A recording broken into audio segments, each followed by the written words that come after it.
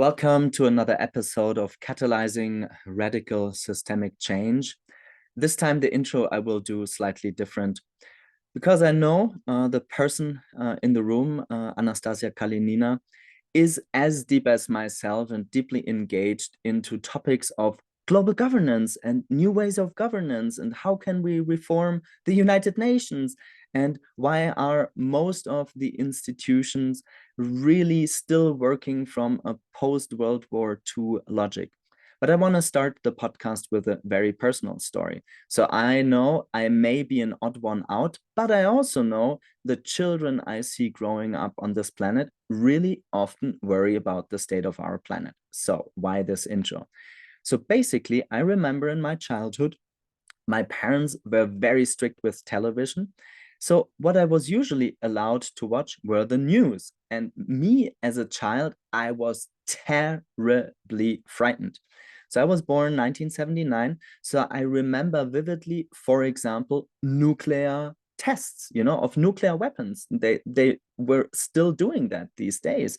And I know engaging in a discussion above all with my daddy and just asking myself, how is it possible that we create weapons of mass destruction that could ultimately lead to the total annihilation of like all life on this planet? So anyhow, that was one piece. The other piece is, and I know it's an international word, but originally comes from my mother tongue. So you hear me speaking in a very strong German accent. It was called the Waldsterben, which literally translates into the dying of the forests. So I kind of grew up in my own nerdy bubble of reading a lot of like non-fiction books as a child, like starting at a very early age. And I was really deeply worried about the state of the planet. And I don't know if it helped that my father was really working deep in politics. He built up a PR agency and sustainability. So I was terribly frightened as a child. To contrast that, me now as a 44-year-old gray-haired dude, originally from Berlin and recording this from Guatemala, I would say I'm still worried, but I also see signs of hope. So anyhow, that was a very personal intro. It's my great pleasure to be in this virtual room today together with you, Anastasia. So before we dive into the topic and all the work that you have done, do you remember like any pivotal childhood moment or in your adolescence that tied you into the, interest of wanting to deeper engage with the topic of, let's say, planetary commons, the future of network states, and how can we reform all of these big old institutions? Thanks so much for a beautiful intro, Alistair. I think eventually it all goes back to the childhood. You're absolutely right. And I can absolutely relate to everything you're saying because I think as children, we're just more sensitive to the world around us. We have not had time to build the brick walls around us or some sort of filters or shields that would protect us from facing the emotions, the reality as it is. And I think the experience of growing up sometimes is equal to building the shields around us so that we're closed down and turn away from everything that could potentially hurt. Now, when the childhood is still in full bloom, I think we've all experienced this deeply. I remember feeling weird about being a human. If you ask me, I would go as deep. It just felt strange to have, these eyes and hands and just be a human in the world of other humans. So I found it very peculiar at the age of 4 or 5, just understanding that it's a novel concept for me. I don't remember being this. And so my experiences were just full of these wonderful realizations about how everything works. But if I may share with you maybe a later memory about what fascinated me about the world, I remember being for the first time, and I was a teenager, being in Las Vegas, thinking it is actually glorious that we can create something like this, but it is also somewhat shameful that we did. Like, by what standard is building gigantic 40-story high indoor replicas of Venice, Paris, Rome, Egypt, filled with tigers, in the middle of most inhospitable desert in North America, a remotely sane use of our civilizational limited resources. So I always had these questions popping up in my head, why we do things in a certain way. And I think that led to what became the fundamental motivation of my own work, is trying to see if come up with something radically different. Let's stay, I think, throughout the conversation with holding these paradoxes as human beings. I can totally relate. I was diving deep into nonfiction books, but also science fiction books, and was always amazed by the human capacity to shape the environment, but also asking myself from early childhood and then over to adolescence and adulthood on, why do we create so many systems that actually destruct the very underlying foundations that we rely on as human beings? So to not make it like overly generic, if anybody after the episode, clicks on like reState Global and Anastasia or your LinkedIn profile, it reads pretty impressive, at least to, I would say, a certain part of the bell curve of people that, want to go into these big institutions. So before I mention in what big institutions you have been working, what was the moment, what made you want to work in these like big international organizations? Sketch a little bit your biography, and then also tell the people what made you spend so many years in, I think, some of the institutions that for some of the listeners are basically the incarnation of the devil or the great reset. It's the sum total of everything that they are afraid of and projecting onto these institutions. But you spent many years in these institutions. And why? Yes. You know what? I almost feel as though it would have been great if there was an unequivocal concentration of evil somewhere, and the essence of all of our worries, all of our fears, and all the bad stuff in the world. Unfortunately, there is no such place, because otherwise you get rid of that place and move out. But unfortunately, things are not always so black and white. And I guess you are referring to the World Economic Forum, where I have spent many years. I'll tell you in a second about this experience, but first I'd like to talk a little bit about what led me there. Most of my life, well, all of my life effectively, I was in the field of social impact, community building, trying to reimagine the futures, trying to understand and touch and feel and smell how things work. And so, after having worked, I have a human rights degree. So after having worked at Amnesty International, International Service for Human Rights, so those organizations that are, that have very clear purpose of helping improve the human condition in various countries, it was only so natural for me to understand how the world works beyond the NGOs, beyond organizations that are there to help, with very clear mission. And so life has brought me naturally to the institutions like the United Nations and the World Economic Forum. At the World Economic Forum, I was first in the founding team of what's called the Global Shapers Community. So 50% of the world is under 27 years old. And so it's only natural to be willing to create communities for this kind of people if you are the World Economic Forum. So I was almost like in a startup environment in this big bureaucratic organization, and we had all the fun we could with building it. So we had like very top-notch individuals under 30, like mayors of cities and vice presidents of the countries.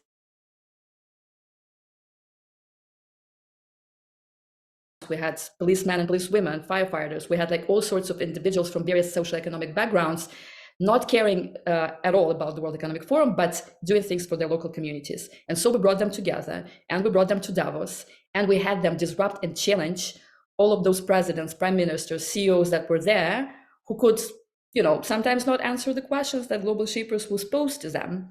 So that was an interesting part for me, after which I have moved on to work with the adults, which are the prime ministers and CEOs and deans of prominent universities. And it was a very revealing and groundbreaking experience, Alistair, because I don't think anywhere else could I have gotten this type of experience of how the world really works and what is also not working. I don't think the organization is evil. And if I were to go back, I would have worked for it again, because, many great minds, many well-meaning people, but just as a reflection of the world at large, it of course had, this post-colonial or like pre-colonial or colonial or like neoliberal dimensions to it. But I don't blame it necessarily on the World Economic Forum, but what it is reflecting, which is the world at large. So great experience. And I also discovered what the ceiling is for that type of organization, because at some point you need to have a very strong desire to break through the status quo and get to the next level of consciousness and of human development. And with the scaffolding of this type of organizations, it's not always possible, because you're sort of, embraced by the system itself. And even if you want to break free of it, you need to make some radical adjustments that not all organizations are willing to make. And so I stepped out to found my own organization that would, take the best that I have learned at the UN and the World Economic Forum, but try to put it through a different lens of reimagining the way the world is governed and accelerating the transition towards the right path, understanding how we as human collective can do better in many aspects of our own existence. So this has led me to founding the reState Foundation, and our main point of inquiry is how we can collectively organize better and how we can transition together. So first of all, I want to acknowledge you as a human being. I find it very fascinating because the contrast in the room couldn't be stronger. And I think it helps the listeners like feeling and sensing in between the lines of the organization, because Alistair, sitting here in Guatemala, has never worked in mainstream. Often people ask me, like, what have you done? And I said, I've never even entered mainstream. I grew up in a community-born child. I always only worked for very small organizations. So in an odd sense, I don't know where you have been and what are the mechanics of these institutions. So all the more important, I want to incentivize those listeners who project the sum total of what they're afraid of and of the situation of the world at large, for example, at such an institution as the World Economic Forum, because I totally agree with all the critique I'm having, and I think we will also, voice some of the critique. It would be just repeating history of saying, these are the bad ones. Let's say, I don't know, kill everybody at World Economic Forum, just as an odd, almost comic-like metaphor, just bomb them all, just make a terrorist attack at Davos, difficult to undertake, but not impossible. And then say, and then the golden age, as some call it, or the age of regeneration would flourish. I think reality is much more complex than that. So as the first header and let's say starting to dive deep into the rabbit hole of global governance and network states and reforming democracies and participatory ways to use technology to unlock the collective wisdom of the citizens, the very broad headline for me would be, why global governance at all? I mean, for me, it's a rhetoric question, but I know especially those people, much like myself and you, that have done a lot of inner work and psychedelic experiences and personal transformation and trauma healing, they kind of think that it could all be solved in, let's say, small, decentralized communities. And I don't agree. I really don't think that, whatever, 25,000 eco-villages on the planet living semi-autonomous will really solve everything. I think it's a piece of the puzzle. I think a beautiful, romantic one, but I also think really to tackle the global issues we're facing as humanity, we also need to reinvent the ways global governance is done, the way governance is done on a national level, to then decide what can be really tackled on a local or bioregional level. Anyhow, this was less a question, but more like opening the space of why we both think it's so important to think about the future of governance. So let's start with the supranational level, because that's where you started. Could you sketch some examples of the work that you're involved in? Because I know we're also working in some projects together. And why do you think that's so important? And what signs of hope do you see, at least on an experimental level?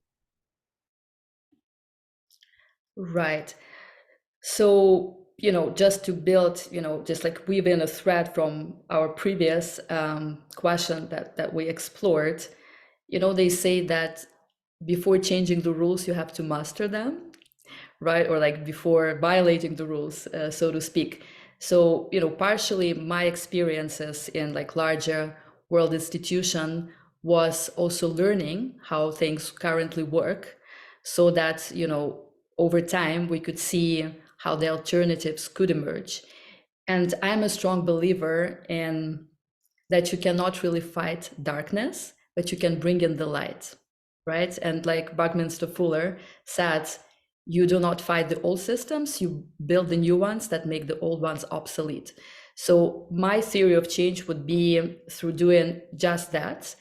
And I think governance as a field of inquiry opens interesting ways to explore that. I always like to say that governance is a new climate, in a sense that it's just, we only see the beginning of it emerging as a core narrative of systemic change.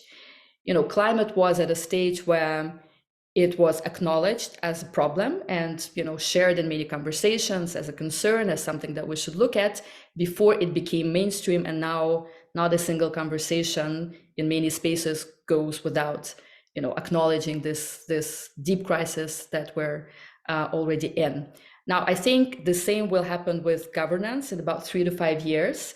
It is such a crucial variable on which depends just about everything that is related to addressing our global challenges, because governance systems worldwide still operate on principles and solutions coined centuries ago, from the Westphalian Treaty identifying what the state is and what the country systems are, to the democratic elections of the 19th century, one person, one vote, all the way to the 20th century with Bretton Woods and the financial system that became like hugely under question in 2008, where all the financial systems broke down. We're still operating on those principles, and governance systems worldwide struggle to harness the full potential of the current realities, right? Of technological developments, of limit, and they limit people's ability to fully participate in these realms, because now with technology, I can take this and give instant feedback on just about anything in this world, and I want to make my voice heard. Yet there are very few solutions that allow us to do this in any sort of meaningful way at scale, especially at the supranational level. So I believe we are in dire need of more participatory, anticipatory, collaborative, and effective governance and overall coordination. How do we as a society make our decisions? Currently, it's locked in industrial democracy, which is linear and projective. Now, how do we open it up so that it's more peer-to-peer? Where are the citizens' assemblies, global citizen assemblies, new planetary institutions? So my big hope is that we will see that emerging. Now, you asked about supranational and national level governance. On the national level, very interestingly, there are governments who are willing to be more agile. Usually these are smaller states that want to experiment, not just for the sake of experimentation, even though even that is welcomed, but also, it's their mere survival. Countries in Polynesia, countries like Palau, countries like Barbados, they are finding themselves in dire situations where they need to change things to be able to resist what's coming at them. So only through systemic changes that are very necessary right here, right now, could they get there. So we can already see countries starting to be willing to experiment on that front. But also for supranational arrangements, there emerge the structures that go well beyond the national domain, which is very short-termistic, very national interest driven, into the paradigms of shared prosperity, planetary entanglement, and understanding that we need to go beyond this paradigm of us versus them, this country versus that country. I only care about my own well-being and prosperity as a country, and I don't care about you, because right now everything is entangled. You could not hide anywhere on this planet, because the effects of what's coming at us will be felt everywhere. So to the extent that the network states are emerging, different governance experimentation is emerging strongly, there are also planetary objects to govern. We can see certain shifts that allow us to hope that people are willing to start exploring this, even though not on such an optimistic note. It's still quite rare that these arrangements are discussed in a way that they should and they must, and I hope that they will be in about 3 to 5 years. The reason why they will probably start to be discussed are not looking very bright. I don't think the changes will be enabled through a rational debate, but rather through a rather shocking series of events that would make us reconsider how we do things, unfortunately. So for the, let's say, next paragraph of our conversation, I want to highlight that when we sketch what we think as Anastasia and Alistair and other experts in the field, what are the conditions that we currently find each other in, I do not want to look at them only from a doomsday scenario. I rather want to look at them as, you said, like planetary objects or supranational objects, like access to fresh water with melting glaciers, or getting the fucking plastic out of the oceans and stuff like that, and then tie them back again, ideally into some of the examples that you either are aware of or working on. So for, I reckon, the large proportion of the listeners in this podcast, I think they all pretty much agree. So I don't want us to spend like whatever 20 minutes in a very generic, conversation about the state of the planet, but just to quickly sketch why, especially on the planetary level and on the transnational level, we really need large scale or ultra large scale, whatever we want to call it, collaboration to preserve some of these, planetary entangled objects. This is complex language, but just to sketch some of the examples, let's say, for example, the glaciers in the Himalayas, they provide like fresh water, depending on how you count it, to 2 to 3 billion people. So it's just an absurdity to not start about thinking, how can we govern the fresh water from the Himalayas, or, for example, the fresh water from the Alps, which also supplies hundreds of millions of people? Or how do we create governance frameworks all around the planet that really tackle the issue of microplastics? Just to sketch some examples of what we mean with this like planetary or transnational objects. So curious how you're approaching that, and how can you tie that into some of the work that you either are already involved in or are aiming to work with reState? Sure, this will be a long one. So, feel free to stop me anytime. I can talk about it all day, every day.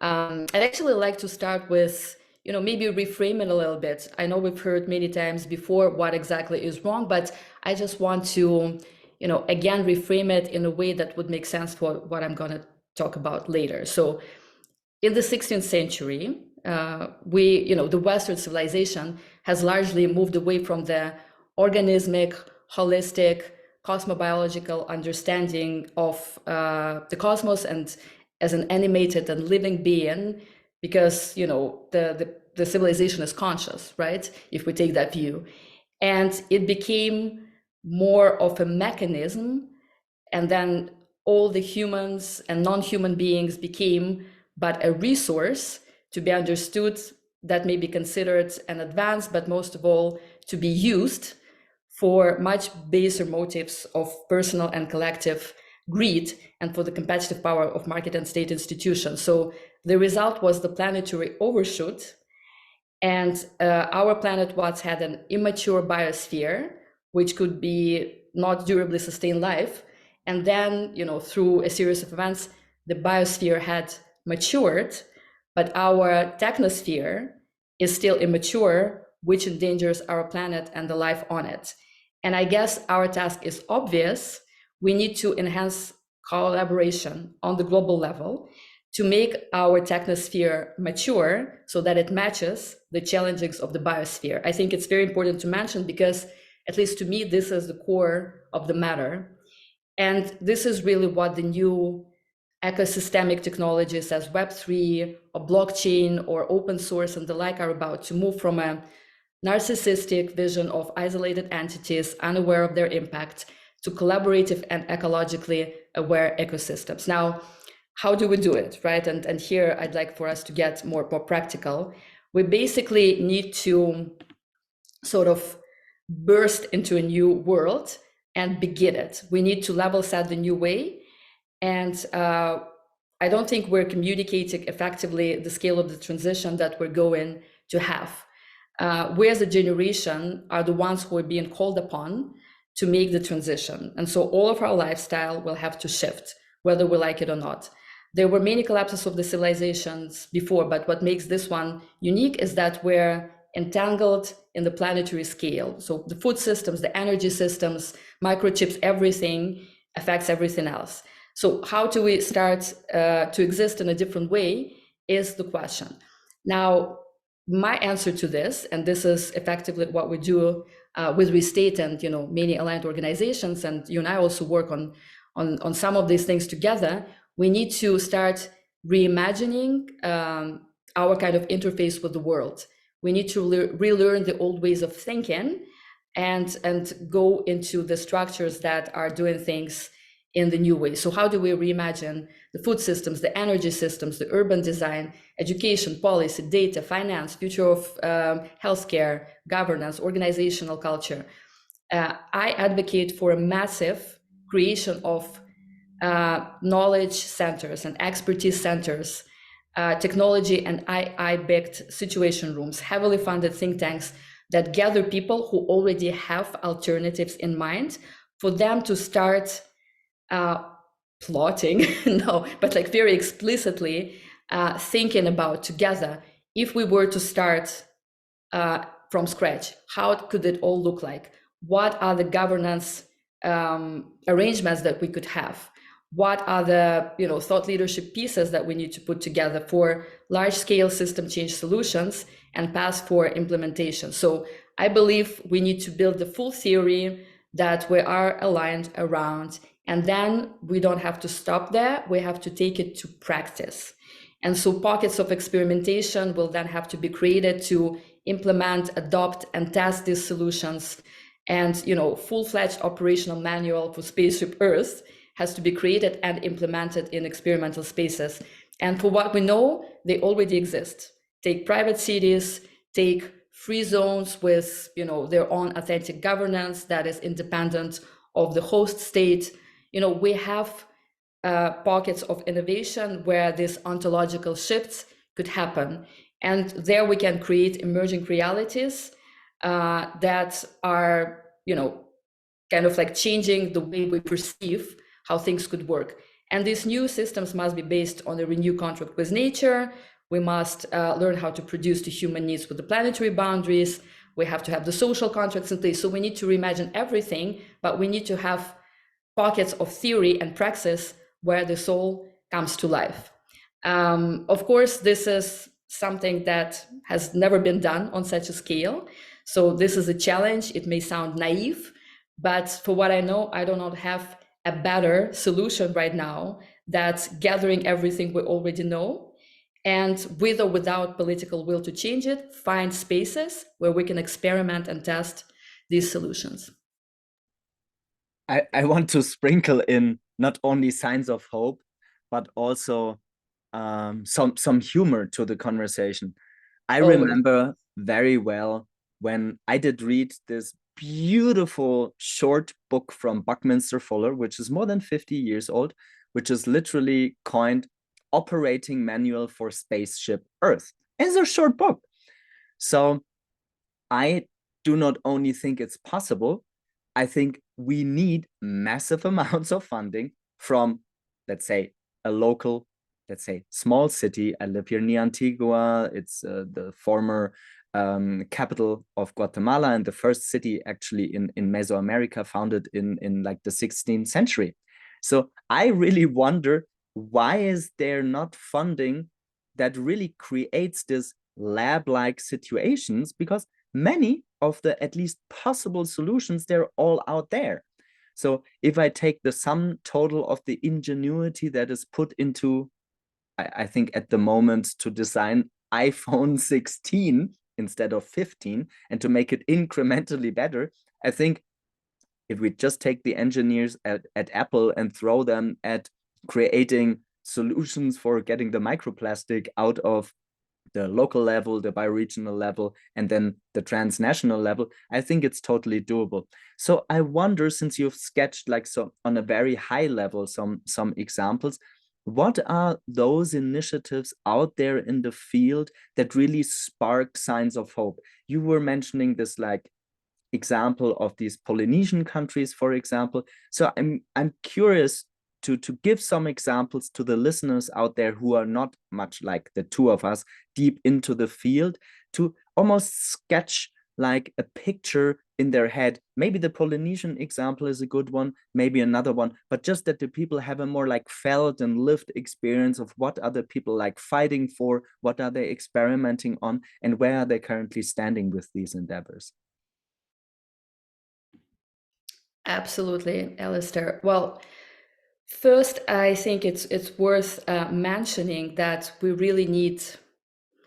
I'm almost like I can't even help laughing at this, but more of the incentivization system for building those solutions. It may sound as though, survival is not, enough of an incentive to do it, but, as a species, we've already known for a few decades how dire the situation is. And, we've ended up wasting the precious few decades when science knew what was coming, and post-industrial civilization may have done something and acted preemptively, but instead we got TikTok, killer robots, online shopping, subprime mortgages, the Kardashians. Like we got all the things that were an incentive for others, but our sheer survival does not sound like enough of an endeavor to pursue. Plus, it's also very complex. But what gives me hope is seeing some remarkable examples actually in various fields.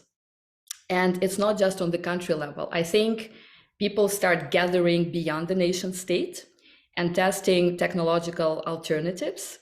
The movement of DAOs, decentralized autonomous organizations, picked up, and then it sort of went more stale. But I think we'll see another peak of it coming up in the next years. And that is basically designing decentralized systems with their own incentivization mechanisms, with their own coordination practices. And people are starting within those new technological islands of hope, let's call them this way, to experiment with things like quadratic voting, for example, or quadratic funding. And that is a new way of voting that shows more of the intensity of people's preferences over a large scale of options, as opposed to one person, one vote. I vote for this candidate or that candidate, but it really gives you a nuance of how you do things. Same with quadratic funding. You know, like what is being funded gets more when more people donate, right? So I can give $100, or I can give, or 100 people could give $1, then the initiative would get more funding. So people are starting to experiment in that domain. Things like, you know, private cities that have negotiated with the host governments the new arrangements for experimentation, you know, new design, regenerative communities, you know, villages of intentional living, where people start relating in a different way, seeing reality in a different way, is another island of hope. So like these little things are starting to emerge. And most importantly, everywhere we go, we now see people who are talking about these things. You know, there could be somebody working in Guatemala on solving one particular local issue, and there could be somebody who is thinking about how we govern planetary objects on the macro level. I think both efforts are just so important.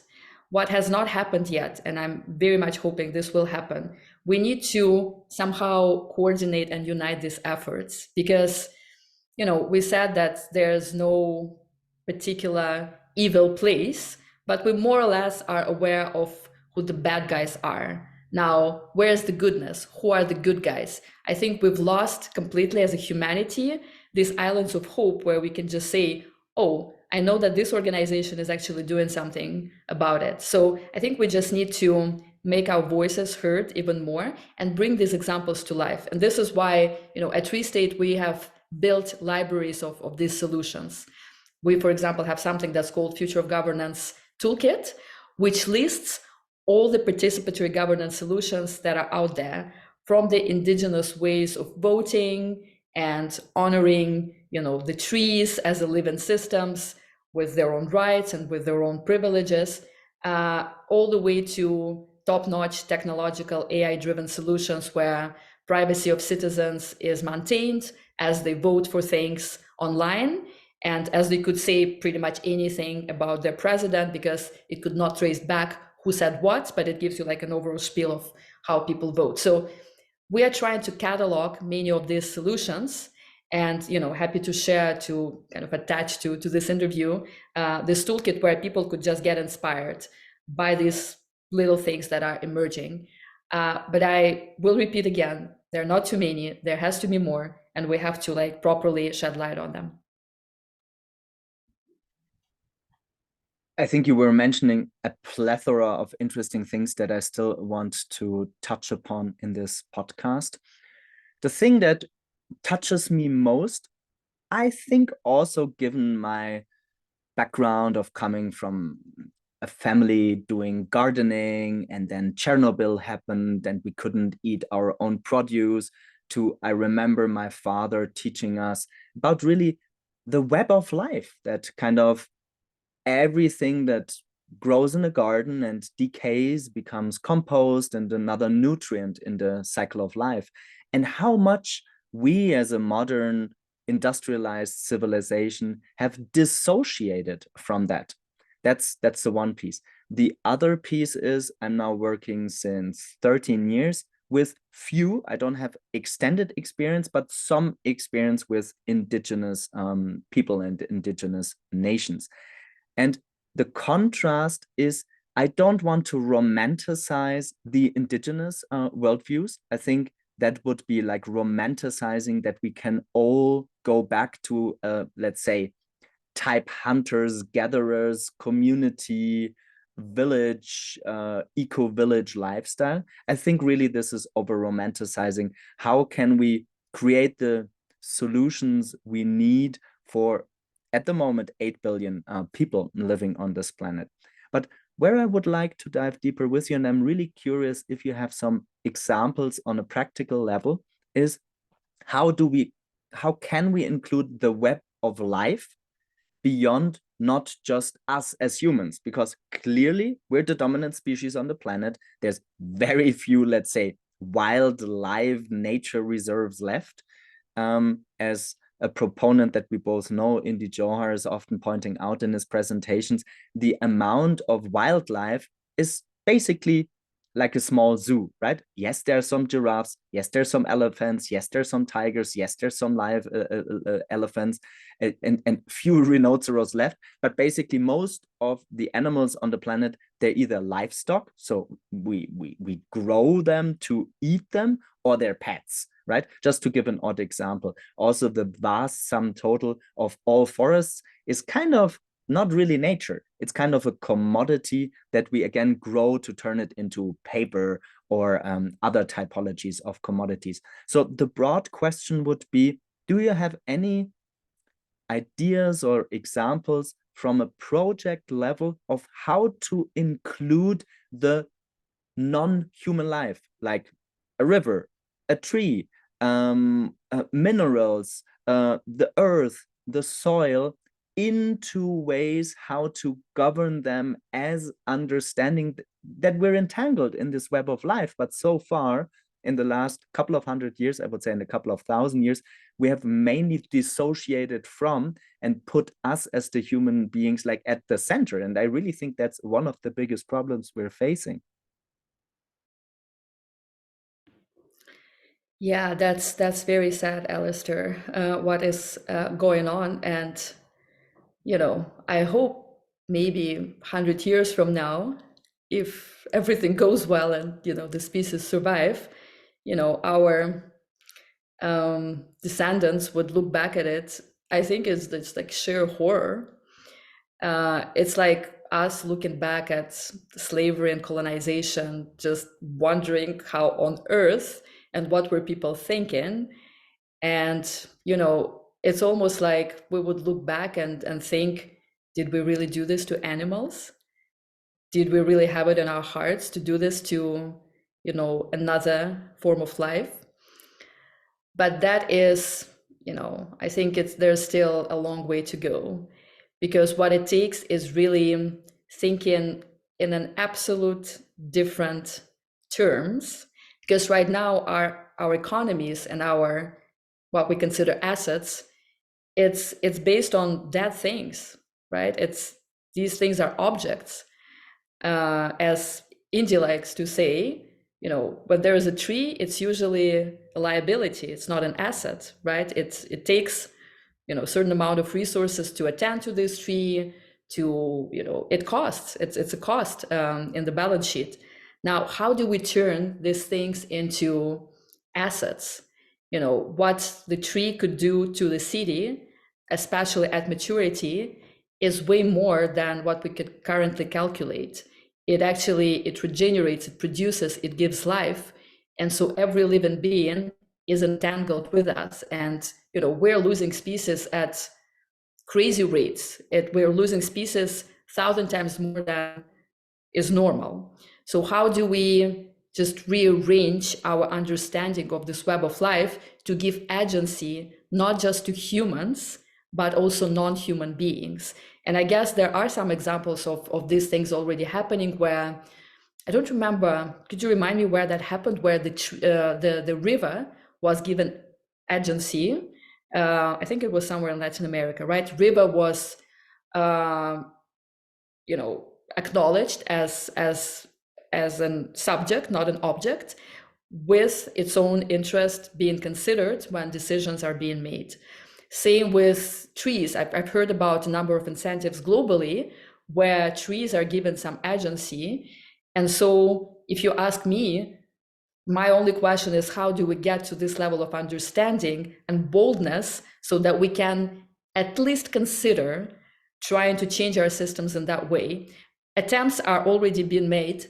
Also plants. I think in countries like Peru, where plants already have some, spiritual meaning and historical and traditional meaning and their UNESCO heritage, how do we give agencies to plants so that they could also participate in decision-making mechanism? And probably for people outside of this circle or this conversation or our friends, this may sound wild and a boo-boo and just like completely obnoxious. But if you think about this level of boldness will be required for us to really change the game. So I'm happy to see that, this sparkles of consciousness of a larger, web of meaning and web of life is emerging very, very slowly, but like we can see sparkles of that around based on agents, not things. Yeah, I want to come back to, actually one of the projects that we're starting to work on together, just to tie that up before we segue into, let's say, another realm of the conversation. I think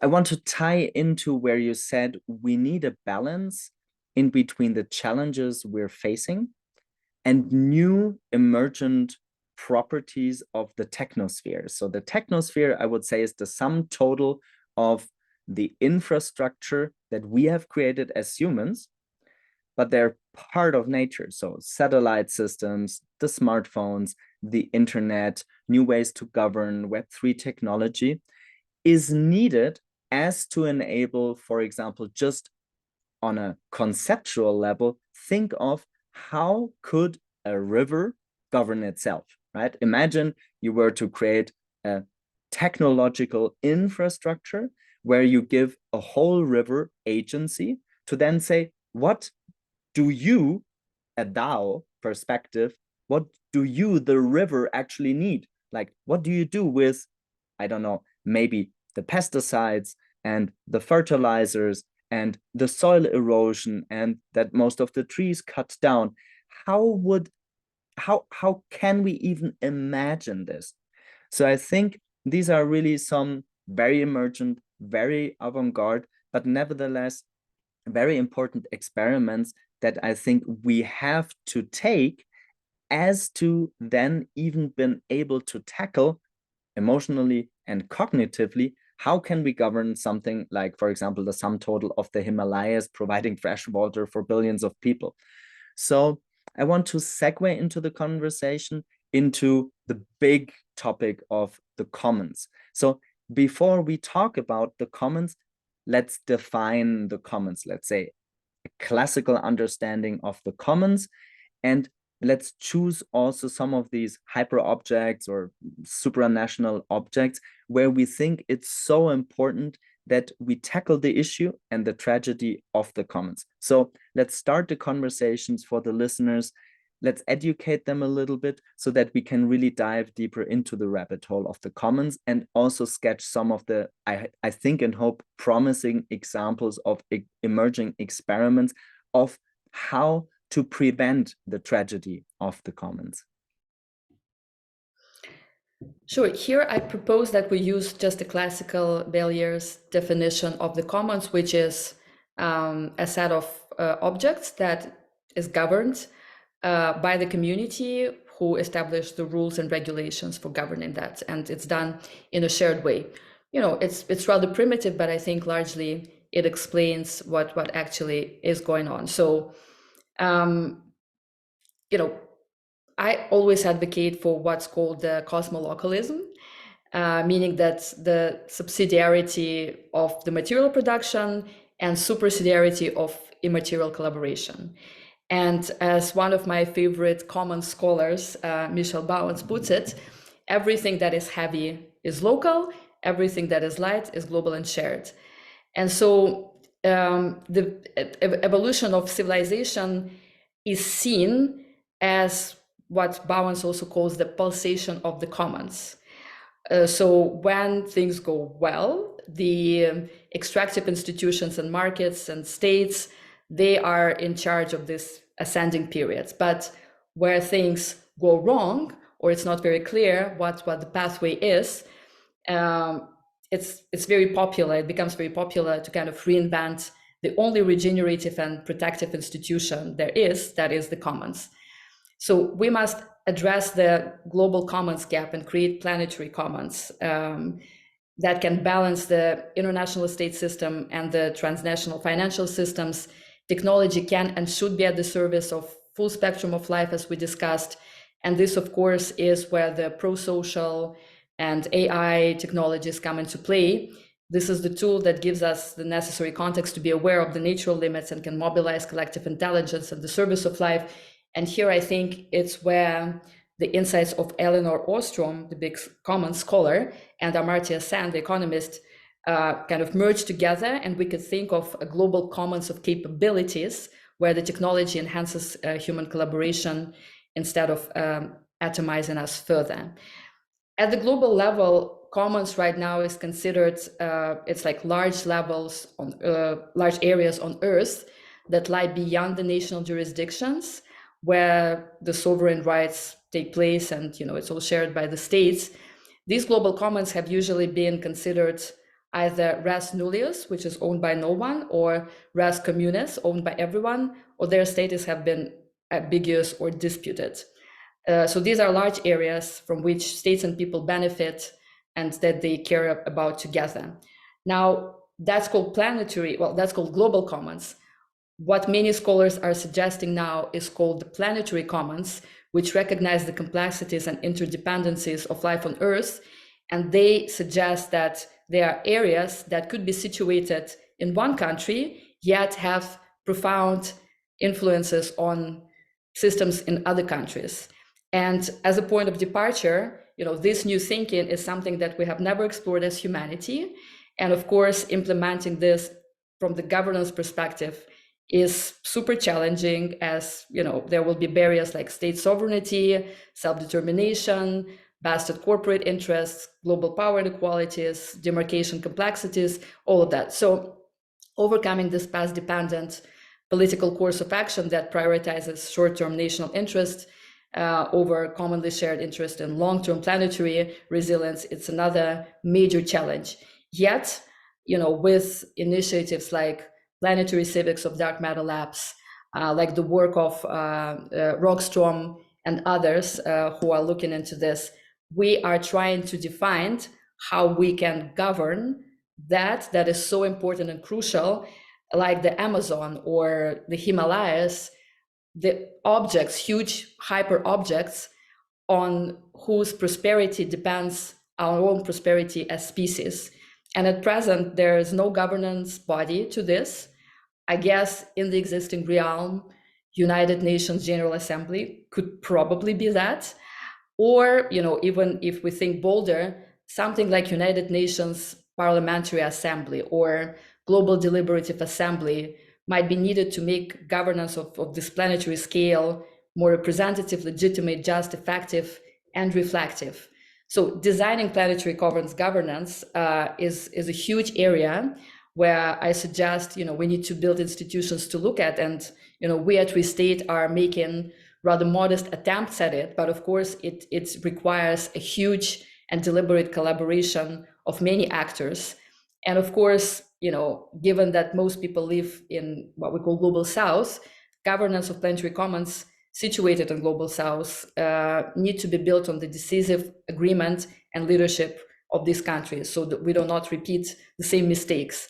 It must enable inclusive and representative governance that are attentive to the multiple patterns of planetary injustice that we've faced before. And in the spirit of polycentrism outlined above and in many things that we discussed, planetary commons governance must be structurally fair and agreeable to a range of different voice and worldviews and based on broad societal consultation and participation and consent. So I've shared many things. There is a huge topic to explore, but I think there was never a better time for it. And also never did we have more tools at our disposal to make it a reality. So I could follow, but maybe some of the listeners could not. So let's take the huge problem of oversea fisheries. Let's take the huge problem of large parts of the oceans over acidifying, becoming dead zones, all the problems with millions of tons of plastics entering up into the oceans. I wonder Do you know from your expertise and involvement with both existing institutions such as the United Nations, as well as some of the, let's say, emergent, let's call them experiments with micronations?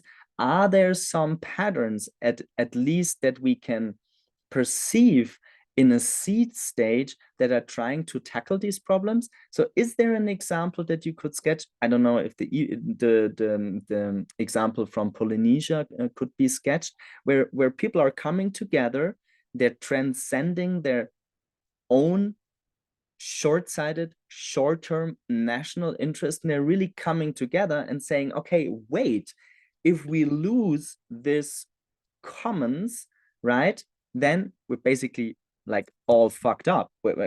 Sorry for the swear words, but you know, we're really facing challenges on a planetary scale where I still think some of the listeners are underestimating in which times we're living. You know, the rate of the planetary boundaries being hit on almost all levels is just staggering. And some people just laugh about it and say, well, maybe we're too many human beings, maybe we should all die, and then there's just a billion left. I really think we're facing as a species like planetary collapse in the upcoming few years and decades in this generation we're living, not talking even about my own children that are not born yet, you know, that are unprecedented. So again, to not make this too much doomsday glory, what are some of the few examples on a seedling stage that give you hope? Yes. So I guess, you know, just because I'm like, seriously, when people pretend that nothing is happening, I mean, you can experience this through the little things that already happen right now. Little things like, you know, people eating outside at restaurants in New York City in January, or Europe running out of olive oil, or massive droughts across Europe that will severely impact next year's crops. I mean, even those who are blind must not help noticing that, you know, these little ripples before, you know, we start feeling the bigger shock waves. But that's another story. I think to your question about what are, you know, the success stories of the commons already right now, actually, even from the international law perspective, there are laws that are governing the global commons, but usually they are governed, you know, in a rather conservative ways in four distinct areas. This is high seas and deep seabed, outer space, Antarctica, and the atmosphere. And I would argue these are rather well-governed commons, because there are some agreements that are shared by all states. Doesn't matter whether they lie outside of jurisdictional boundaries of these sovereign entities or inside them. So all states and people have collected vested interest in these four areas, and they understand the need to protect them. So they are governed effectively for the collective good. And, you know, this is just as good as it gets, and let it be. So this is one example. You know, there are like major international law provisions that help people deal with this.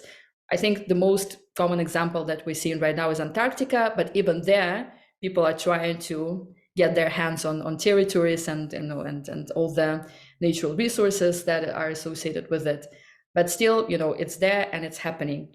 Now, on more outside of the box solutions, you rightly mentioned the Polynesia example, where, you know, this is a problem that they recognize, and, you know, many microstates in the region actually want to come forward and unite as a Polynesia region and create their own governance systems that will help them resist these risks. And so, because there's so little, with arguably little influence over the large, you know, in the larger paradigm of global governance, yet together they want to experiment with something new. So they are coming up with structures and legal mechanisms, and they're trying to work with G20 on those things. So, like I said, sometimes it's a necessity that informs regions and countries to start moving in that direction. Just needed to laugh. I hardly ever mention something private in a podcast, but I just here have an upcoming meeting in 23 minutes. So 23 minutes to go, because I really think we will need the time. I still want to cover two paradoxical, let's call them also hyper objects in the conversation. One of which is the network states, and one of which is personal development. And why do we think it's so important that we as individual human beings have to do our inner work? So that's the two topics I still want to cover. So first of all, I would like you, so that I don't have to do it, let's sketch the just like the thesis of the network states. What's the genesis? What's the source of it? Because I think most of it is going in a pretty hyper libertarian way, very haywire. But I also think there's some promising examples of the network states. So what are network states? Where does this concept come from? What are some of the examples? And then what are those that really, again, give you hope? I think it's a very interesting new concept that is emerging, or it has emerged around 7 to 10 years ago. And just like all the good ideas, it has emerged independently in various parts of the world. People just called it differently, but I guess it was, made official and also expropriated a bit by a gentleman called Balaji, who has written a book that's called The Network State. So the idea there is that there could be exercises in state building or nation building outside of the usual realms of what constitutes a country. So, the unity of territory, language, history, tradition, and all of that. Because arguably in this day and age, people could come together on the basis of shared values and aspirations as opposed to geographic proximity. Now, Balaji, with his theory, has his own, very signature recipe on how to go about creating the network states, and that has steps like acquiring land or making it fully digital, aligning around certain interests that often include in this paradigm pursuing tax-free arrangements and else. So it's a very concrete 7 steps guide, if I remember correctly, towards attaining the network state. Now, what interests me more is that there are variations to this kind of thinking. One of them is called coordinations with a hyphen. That campaigns for more of a decentralized arrangement of ideologically aligned initiatives that could constitute, an archipelago of projects that are united by the same vision and could thus constitute a new nation or a new state, which could also be interoperable, which could change its form every now and then, so very fluid. But I guess what is really of interest here is that we have finally started thinking beyond the current arrangements of nationhood and state building and into more, regenerative and like governance-friendly structures that allow for this kind of experimentation. So I'm quite bullish on that. It's still a very small community. You asked about some good examples. There are a few. Well, nothing has materialized as like the network state, especially because I think people still have desires for like UN official recognition, or at least some sort of, uplifting recognition from somewhere. But there are things like Afropolitan, the network state of African diaspora. There are things like Liberland, which is, a little piece of territory sandwiched between other 2 countries in Europe, with its own brewery that claimed itself to be a new state. It's legally doesn't belong to anybody, this piece of land. 2 things like, private cities sometimes use the ethos of the network state. So things are slowly emerging, as well as the scholarship around the matter. So people are exploring this, yet I cannot give you one single example that really made it. Maybe it's about time that we build some. Yeah, I feel like also sprinkling in my own signs of hope. So I would say, even though I read it really late, like the original book, The Network State, it was like a recognition of something that I originally conceived myself, I think somewhat maybe 20 to 25 years ago. So how would it look like if the sum total of all the cool cats that do the inner work, that have enough financial resources, own a couple of plots of land around the planet.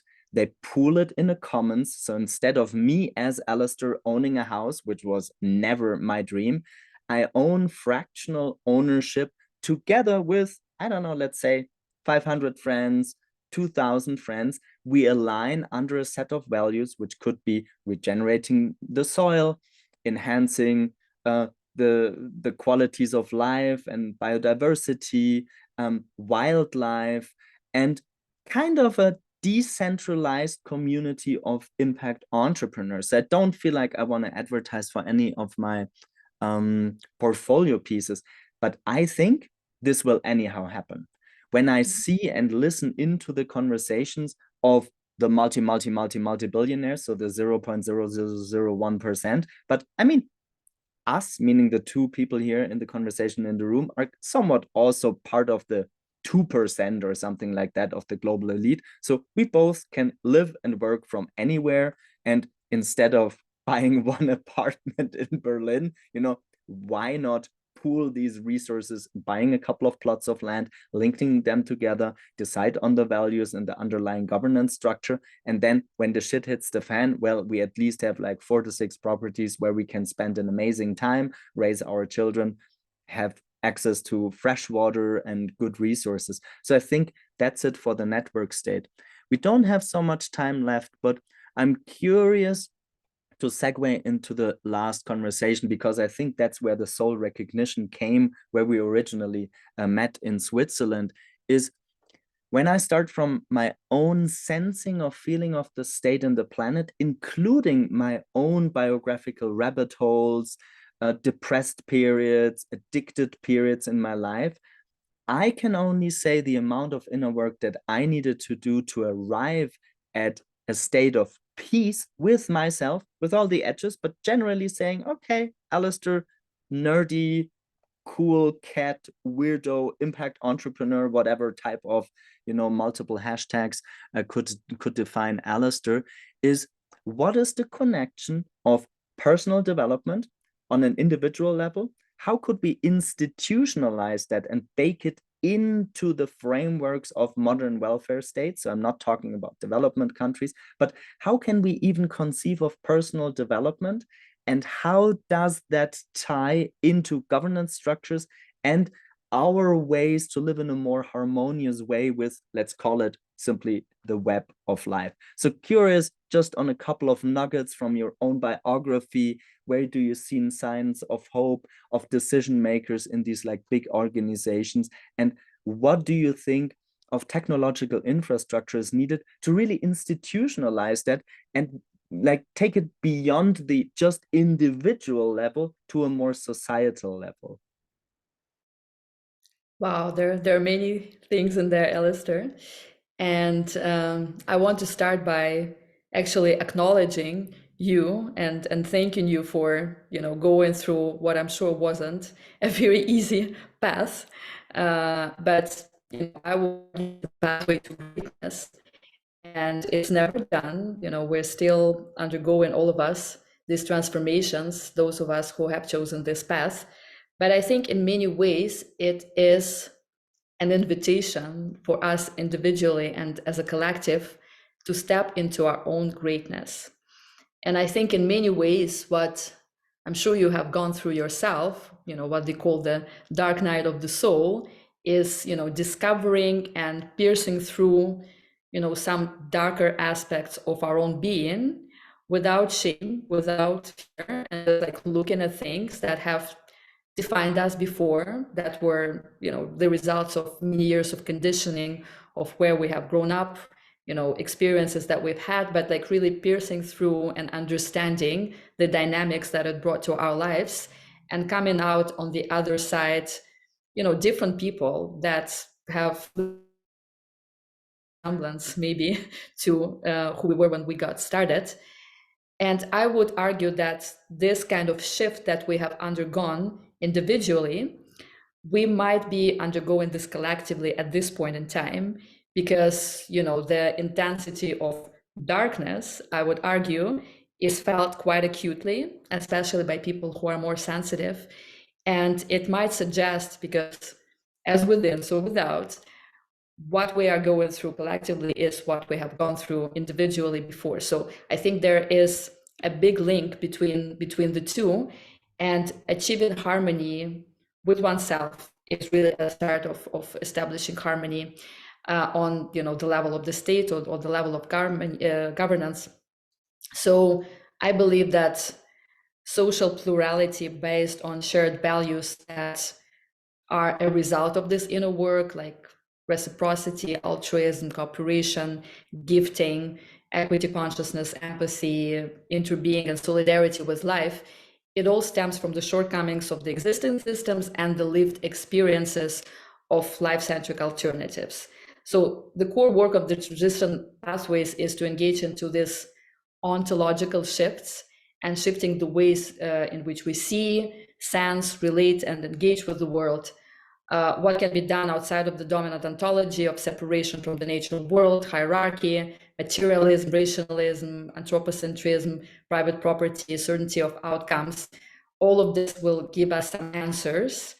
And I think in a way, this could be done through the mimicry of our natural symbiotic processes in our social structures, and really, taking stuff from within, taking things from within, and actually embracing them as a collective. So almost replicating your relationship with yourself, if you like it, to the larger units, like your relationship, your family, your community, and ultimately your state.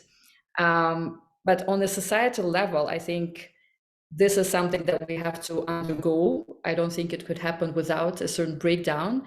But how do we make sure that the 21st century becomes a golden age of democratic citizens' engagement, empowering cooperation to tackle the many existential risks that face us, while expanding meaningful freedom to choose and shape the communities that give our lives the meaning? So to your previous point of embracing your communities, and organizing structures together, and engaging in regenerative way of living, really becoming the ancestors worth descending from.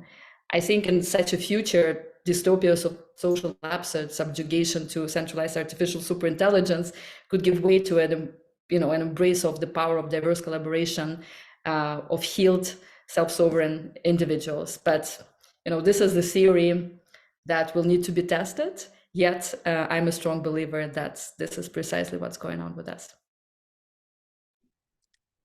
That felt already like closing remarks. I want to close from my side with actually my main takeaway is, I, as a child, as a young child, and as an adolescent, I would say pretty much up until my mid-30s, I'm 44 now, was just completely overwhelmed by the state of the planet. Subjectively, meaning by my own emotions, my processing capacities, and how to navigate life. So it was like functional, but I was also dysfunctional in many regards. So I find it very interesting that my main takeaway is truly, yes, there's a lot of darkness, weird shit, war, environmental degradation, and whatnot out there. But I don't think I'm naive looking back in history at whatever, just the fact that I'm speaking with a woman, 250 years ago, just impossible. Or that at least there are signs of a rebirth of indigenous cultures, few, but some left, that are reclaiming their authorship and their ancestry in a polycentric way that challenges the Western mindset that often, propagates, yes, we're so Western and we're civilized and we're democratic. But I mean, we have colonized the world, and what we see now going where the shit hits the fan pretty much has to do with that Western mindset of separating subjects and objects.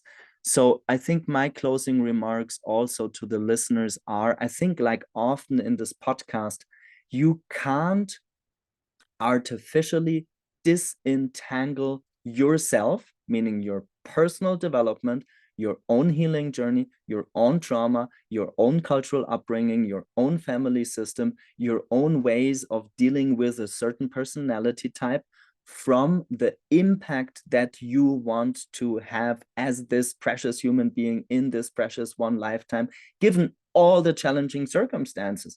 And I find it really staggering that the older I get, in an odd sense, I'm more optimistic. And maybe, much like myself in some biographical life phases, it really had to get very tough and very challenging and very dark up until the point where I, as Alistair, was taking the drastic measures that were needed to liberate myself, heal myself, and ultimately show up as this one human being, that at least tries to make a difference. I think these are my closing remarks. Any closing words from your side, Anastasia? Wow, that was so beautiful and just very real. I think we don't have time for anything that is not real and pure anymore. And just like you say, to me, if we take consciousness as sort of like an ontological primitive of how we see the world. Some call it idealistic, analytical idealism, but I don't even care how we call it. If we are looking at the world from that perspective, then it's really up to us to define how the world would be. And lately, I have not, like, I'm trying not to shy away from the notion of love in its unconditional sense, because I think the notion of love is finding its way to the scholarly discourse, to the academic discourse, and to the discourse of governance. Because, I used to not mention this at all because people would think it's a little bit out there, but they would always confuse it with like romantic love or some sort of like superficial level of it. But love as a notion of something that is opposed to fear is something that I think we should embrace and follow as we're building these new systems, as we are rewiring ourselves from within, as we are relating to each other. Love being just a sense of embracing the world, our presence in it, and all the things that we can do, in a brand new way without fear and with like honesty, transparency, starting with ourselves. So I thank you very much for your work and like bringing this all together and speaking to people. And as you keep discovering yourself, you discover others and they discover themselves. It's one interesting game that is called life, and I'm very happy that we get to share this space together. So that would be my closing one. Thanks for the conversation, Anastasia. Thanks so Thank much. you. Thanks, Alistair.